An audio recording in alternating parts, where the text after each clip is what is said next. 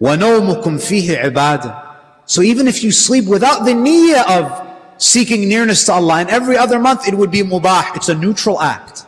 But in this month it's worship. وَعَمَلُكُمْ فِيهِ مَقْبُولٌ. Allah in this month, He has lowered the threshold, the requirement for the acceptability of actions. Here in this month, Allah, He makes it so much easier. Your a'mal are much more likely to be accepted. وَدُعَاءُكُمْ فِيهِ مُسْتَجَابٌ. Anything that was hindering you from your actions being accepted, from your prayers to be answered, all of those obstacles have been removed in this month. They've all been removed. And the Prophet, then he says, I'm going to just certain parts of the khutbah. The Prophet says, فَاسْأَلُوا اللَّهَ بِنِيَّاتٍ صَادِقَةٍ وَقُلُوبٍ طَاهِرَةٍ. So the Prophet says, your dua is mustajab. So what do you pray for? What should you pray for? The Prophet says, فَاسْأَلُوا اللَّهَ رَبَّكُمْ بِنِيَّاتٍ صَادِقَةٍ وَقُلُوبٍ طَاهِرَةٍ. Ask Allah with sincere hearts, with sincerity, with pure hearts. What should you pray for? Listen to the first thing the Prophet mentions.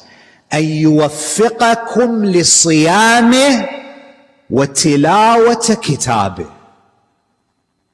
Ask Allah to give you the tawfiq to fast. You know, we take it for granted. Every month, every year, we fast. Do you know how many people become sick and they're not able to fast? Do you know how many people are under circumstances that prevent them from fasting? Don't take it for granted that you have the health to fast. Rasulullah says, always ask Allah to give you the tawfiq to fast. You know, sometimes you might have to travel during the month. Sometimes you get sick and you lose out on the opportunity to fast. Rasulullah says the first thing that you should ask is what? That Allah always gives you the tawfiq to fast. Don't take it for granted. There are many people who would love to fast, but they're not able to. It needs tawfiq. And then the Prophet, after mentioning fasting, what does he mention? Tilawata kitabih. Ask Allah to give you the tawfiq to recite the Quran. You know, brothers and sisters, there are many people, an entire year goes by and they don't open the Quran. There was a man who asks Imam al-Ridha alayhi salam, La sallu ala Muhammad wa ali Muhammad. He says to the Imam, Ya ibn Rasulullah, why did Allah mandate the recitation of Surah Al-Fatiha and another surah in the first 2 rak'ahs of every prayer? Why don't we just do a general dhikr? Why has Allah legislated the recitation of Quran in our salah? The Imam says, because if it wasn't for salah, some of us would never have a relationship with the Quran. And this is true.